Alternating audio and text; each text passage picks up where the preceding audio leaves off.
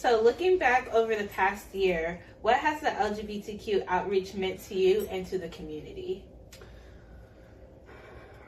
I get a little emotional about this.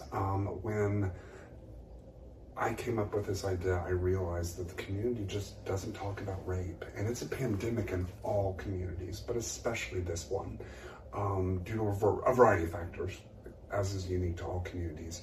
And so getting to hear the stories and talk to people, share our messages at the various tabling events I always leave equal parts exhausted and invigorated, because it's a lot, and people share some of their darkest feelings with me, and I do believe we are making strides, because people come back and look for the table each month when we're at Wine Walk, first Thursday of every month down in Cedar Springs. And they share stories the things that I said to them that they didn't share with friends a month later or 2 months later. And so I believe that is a sign of a successful campaign. I agree. Why is it important that organizations like ours intentionally reach out to LGBTQ survivors and their community members? Well, that's the beauty of this organization, the Turning Point. I never got a why. I just got a, why not? Let's do it. Right. But we do need to be intentional about that. And I think some organizations with wanting to help and be out there, don't think about micro communities. And especially at this time, with the active hatred that is being put towards the LGBTQ and trans communities. It's so important that we are out there saying this matters and we will not stand for it. Absolutely.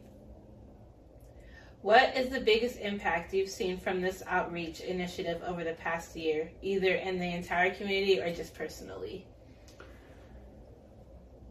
So one of the reasons I wanted to start the campaign was when I started going down to Cedar Springs. And meeting people. To know me is to know that I am passionate about rape crisis and helping survivors. So I share that with people. And I started to get a bit of a reputation for that.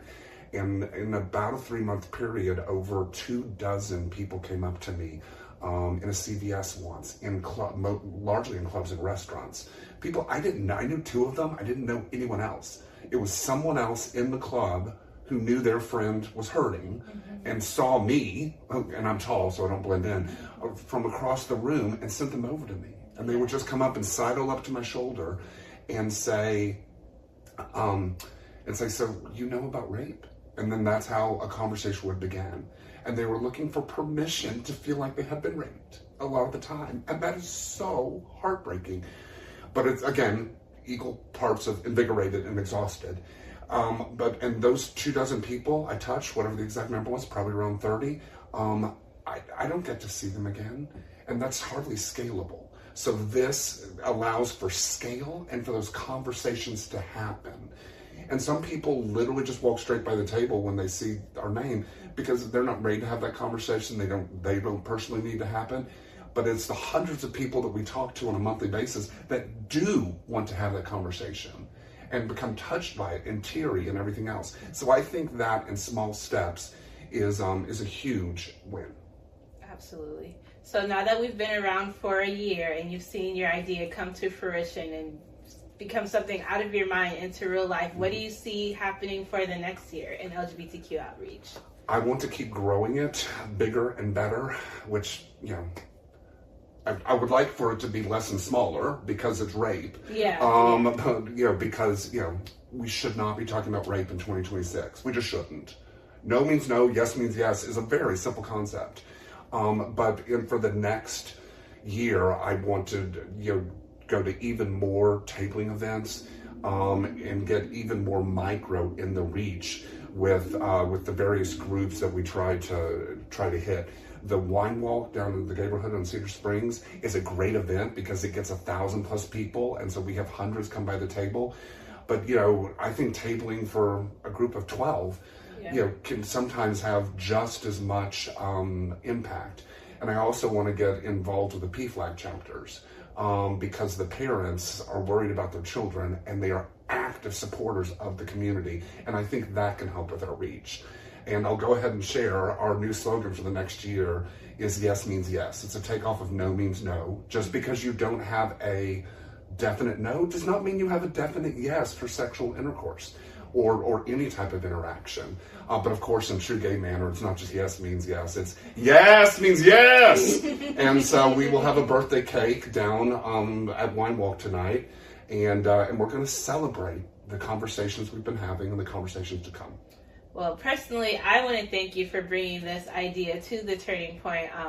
Being a part of the LGBT community myself, I didn't even know there was a neighborhood. Like, I'm new to Texas. I'm a transplant, as a lot of people are, right? Like, Texas is a very transient city. So it's really awesome to have you here, be a part of your ideas, and do anything that I can to help. And I'm so happy that you had time to sit and talk with us and to sponsor a cake. This man gets all the stuff for us. This is not y'all know the kind of environment that we're in right now. This man is putting in his own personal effort, time, and money into making this into something that is bigger than what we could do by ourselves. So I just want to thank you so much for your time. And I wish I could go down to the Wine Walk and get some cake tonight, but I can't. But if I could, I would be there. So thank you so much. Well, hurt people. And when you know better, you do better. So those are underlying principles of what we're trying to do. Thank you. Absolutely. Thank you.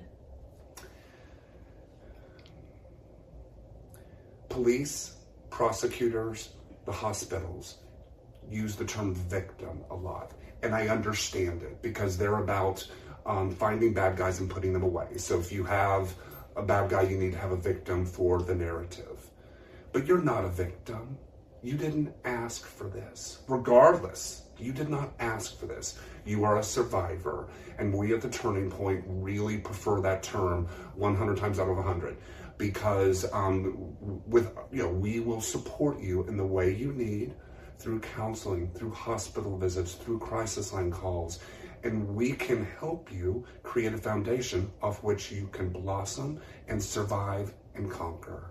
And so please remember that you have value, and you might not have had a choice in the attack, but all the choices that are here from here on out are yours, and the Turning Point is here to support that. God bless you.